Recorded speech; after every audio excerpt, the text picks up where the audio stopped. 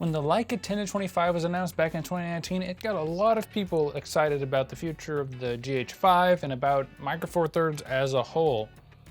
Then they announced the price, and people got a little less excited.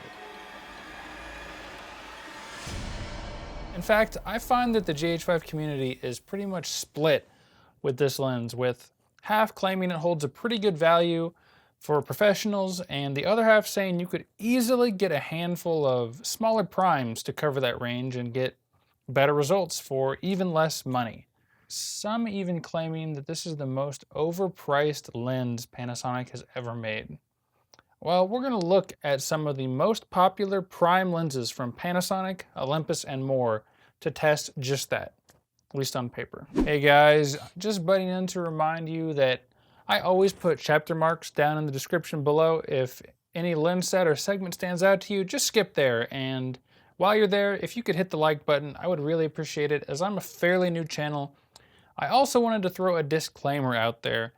I'm a video guy and a filmmaker, and I'll be checking out all these lenses from that point of view. I also acknowledge that the practical hands-on experience with the lens is way more valuable than just looking at specs.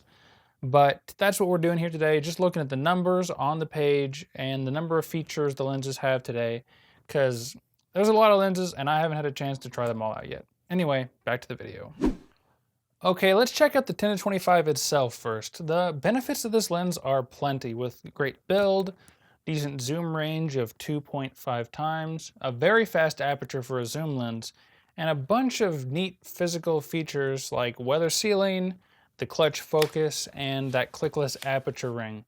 On the other hand, it is big, it is heavy, and as mentioned before, very expensive. And one big negative I don't see people talking about is there's no telephoto big brother to this lens, like a 25-50 for example, while most, if not all, of the other sets of lenses I'm going to talk about in this video do. But for the rest of the video, we are just going to talk about that 10 to 25 millimeter focal range, more or less. The goal for these prime lens sets is to meet or exceed the features and the quality of this Leica 10 to 25 f1.7 for an equal or less amount of money. First up, let's pit Panasonic versus Panasonic with some of the most popular lenses out there for the system. I call this the Panasonic Budget Set of primes, which are the Panasonic Leica 15mm, and yes, I know, it's kind of a weird one, stick with me, the Panasonic 20mm and the Panasonic 25mm, all f1.7s. While the 15mm is the most expensive of the three and is technically one of those more professional Leica lenses, it is a 1.7, unlike the other Leica offerings, and that wide angle is really needed to flesh out this list, so let's just roll with it. It's what I would get if I had this price range in mind. I also just didn't have it in my heart to drag the poor 14mm 2.5 into this. It wouldn't have been a fair comparison at all. Anyway, these are some of the cheapest lenses you're going to find for the system, coming in at $963.97 for all three. And if you lose the 20mm, which would be pretty easy, you get it just a mere $695.98. which is a great value no matter how you figure it. So we got that 15 to 25mm range of 1.7 times, which is workable, but honestly, like most of these sets we're going to talk about, spoilers, that is not going to be wide enough in many situations. And like we mentioned earlier, the aperture is more or less equal to the more expensive 10 to 25, all being 1.7s. The physical controls, features, and build is where these lenses really fall apart in the usability category. They all have focus by wire, not the clutch, and the 15mm has a clicked aperture ring. That means these three lenses have less features between them than the Leica 10 to 25 has all on its own, especially when you find out none of these budget lenses have weather sealing. These lenses do have the 10 to 25 beat in the size and weight though, with all three being significantly smaller, even combined compared to the Leica 10 to 25. These lenses are a real bang for your buck and can produce great images, but the physical controls, or lack thereof, really hold them back for me. I want to enjoy using my lenses as well as those lenses to be easy to use, consistent to use, and reliable. And these just aren't there, especially for video, which is what we're talking about. Although if you are just starting out, the price just might make them a pretty appealing option, especially once you see the price tag of that 10 to 25. All right, let's see if Panasonic can step it up with their more expensive lenses, which are the Leica collaboration branded lenses. Anyway, this set only has two lenses in it, which are the Leica 12mm and Leica 25mm, both f1.4 aperture. So right away they excel compared to the budget Panasonics, giving us a 2.1 times focal range. These lenses are fast too, being a half stop faster than 1.7 of the 10 to 25. But again, we hit roadblocks with the physical controls and build. While they are built well, we have another clicked aperture on the 12mm, but not the 25, and neither feature a manual focus clutch. I'll try not to go on a big tangent here, but the only thing I dislike more than features totally missing from a set is inconsistent features in a set. And on top of the lack of aperture ring on the 25mm, it's also not weather sealed for some reason, and the Leica 12mm is. Back to the positives, these lenses are impressively small and light given their fast aperture.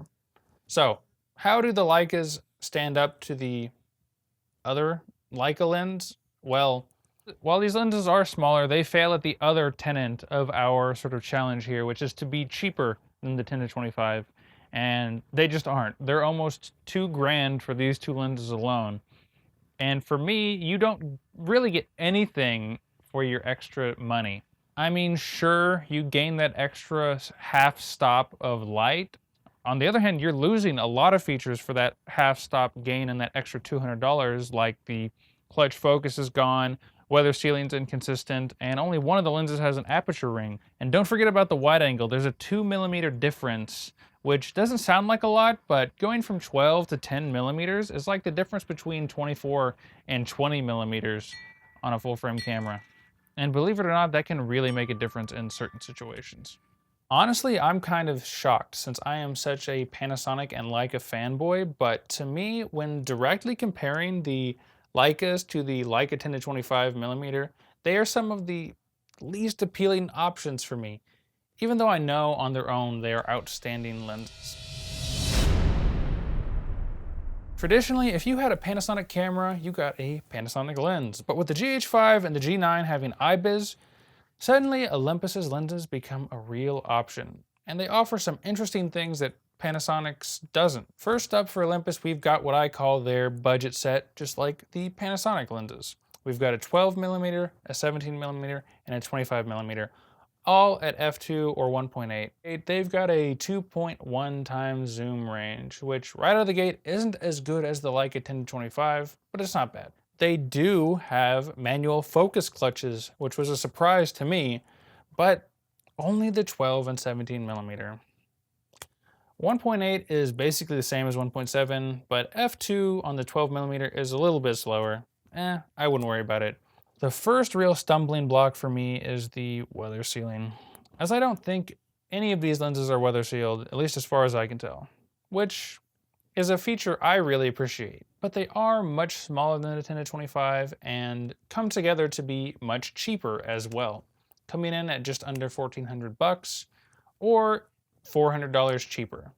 That could end up paying for almost an entire extra lens outside of that 10 to 25mm focal range that we're talking about today. So, the Olympus lenses. I think at the end of the day, the lack of weather sealing and physical controls on some of them, paired with the inability to go wider than 12mm, is gonna hold these lenses back for me. I don't think those compromises are worth the $400 you save, especially if you plan on using them for videography. So here we arrive at Olympus's Pro lenses, which honestly are some that I would love to get my hands on someday. We are starting out with the Olympus 8mm f1.8, and then there are the 17 and the 25mm, which are both f1.2s. With that fisheye lens, you also get a better focal length for the first time in this video when compared to the Leicas, with a 3.1 for the Olympus and a 2.5 times zoom for the Leica. But honestly, the 8mm is kind of an odd man out, being both a fisheye and having a significantly slower aperture than the other two lenses And honestly, for video, I don't see a lot of people needing this lens or using it that often. Plus, it skyrockets the price of this set to almost $3,000, well over the Leica's price. So if we ditch the fisheye, what do we have left? A less than 1.5 times focal range. I think a lot of people are really going to find a 17mm lacking significantly on the wide end. They do still have that f1.2 aperture, which is twice as bright and will produce twice as out of focus backgrounds when compared to the 1.7. I mean, that is a difference between ISO 6400 and ISO 3200. The build quality and physical features on these lenses are supposedly amazing, and I would say are comparable to the Leica. All the Olympus have a clutch focus, but the Olympus's does it a little differently. Instead of soft stops of the 10-25 where it clicks, but you can keep turning the focus ring, on the Olympus's there are defined hard stops where you can't turn the focus ring anymore once you're at infinity or minimum focus. I don't really know if one is necessarily better than the other, but I would suspect most people would prefer the Olympus's approach, although they are both miles ahead of fly-by-wire focusing. While the Olympuses have the slightly better manual focus, the Leica does have that clickless aperture ring, and they're all weather sealed, so I'd say essentially they're tied for build. For me though, overall they just have one too many drawbacks. Like we said, that 17mm isn't nearly wide enough for most wide-angle shots, and they aren't exactly small, especially when you stack the two of them against the 10-25. And they don't even meet the basic requirement of being cheaper, coming in at $2,098 new for just the 17 and 25mm. And like I said before, it's almost $3,000 with the 8mm in there. In doing my research and looking at a bunch of test footage, these are obviously fantastic lenses with amazing image quality, character, physical controls, everything.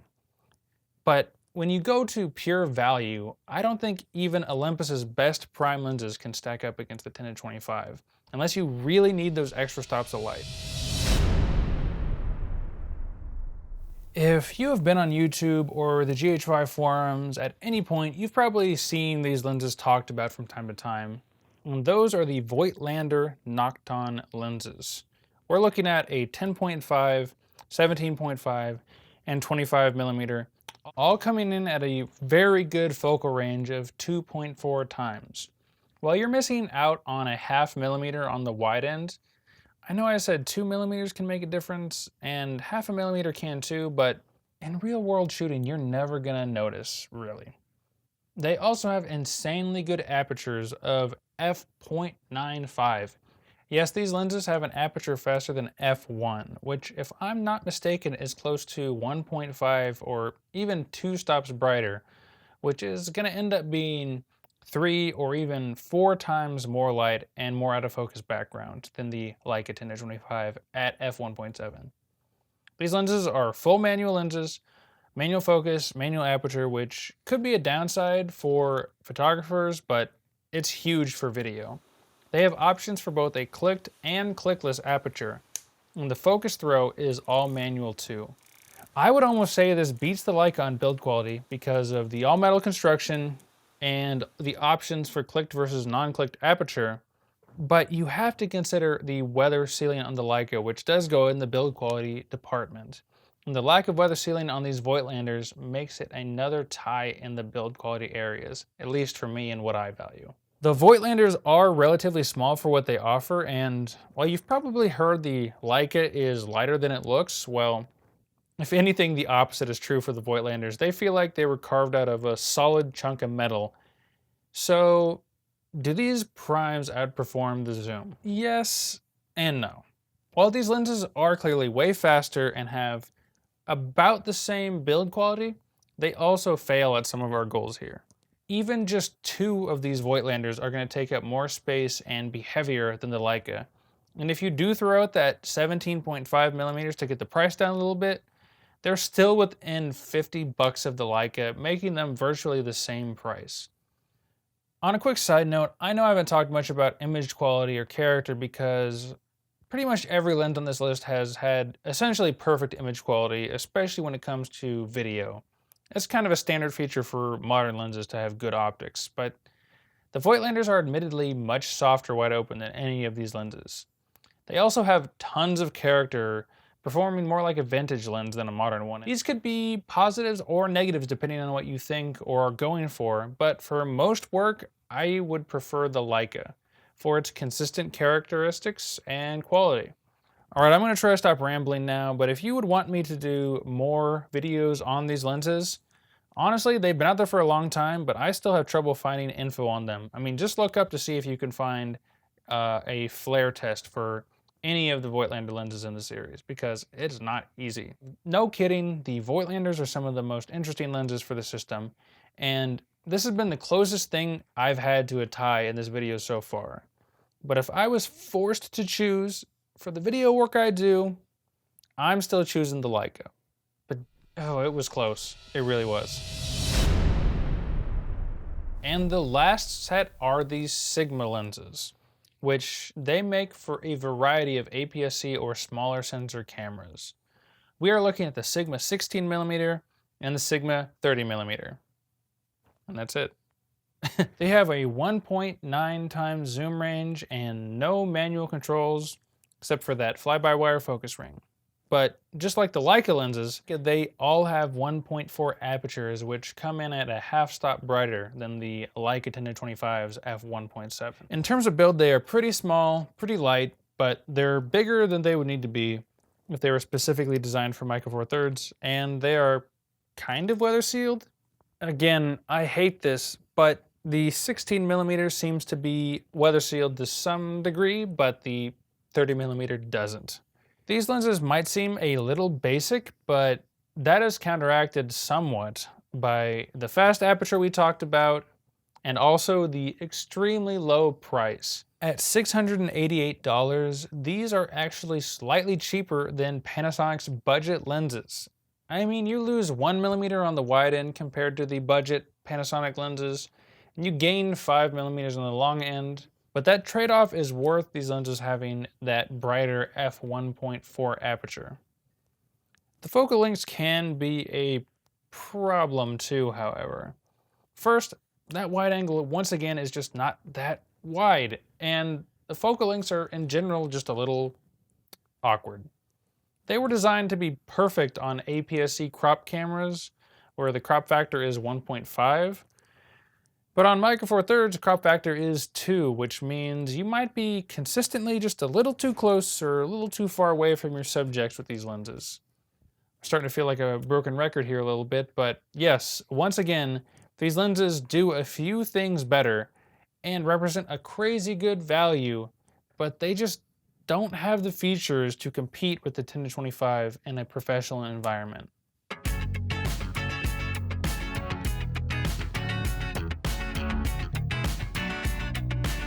Okay, so that was a lot of comparing, and the general takeaway for me is that none of these lenses really did what people said they could easily do, which is outperform the Leica 10-25 f1.7 for less money, for a smaller size.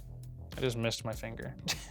The lenses that are actually cheaper have way too many compromises and inconsistencies to really justify that cheap price, and the expensive ones often barely match the performance and features, and are often about the same or even a little bit more than the Leica 10-25.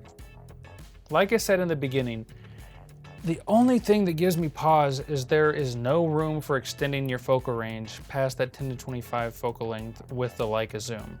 And every single lens set I mentioned here can be built out to at least 42.5 and sometimes up to 75mm, which can be vital for certain types of work. So on paper at least, if you compare these lenses and their prices, I don't think the 10-25 is overpriced. In fact, for everything it does, I would say the lens is actually pretty darn cheap. Thanks for watching, everybody, supporting the channel, and if you liked the video, please hit the like button. It helps a lot. And I would also love to hear from you. If you have a question or a comment, and especially if you disagree with me, I want to see and hear your perspectives. If you liked what you saw here and want to see more GH5 and filmmaking videos, Please subscribe to my channel and get notified when my new videos go live. Thank you for supporting the channel, and I hope to see you in the next video.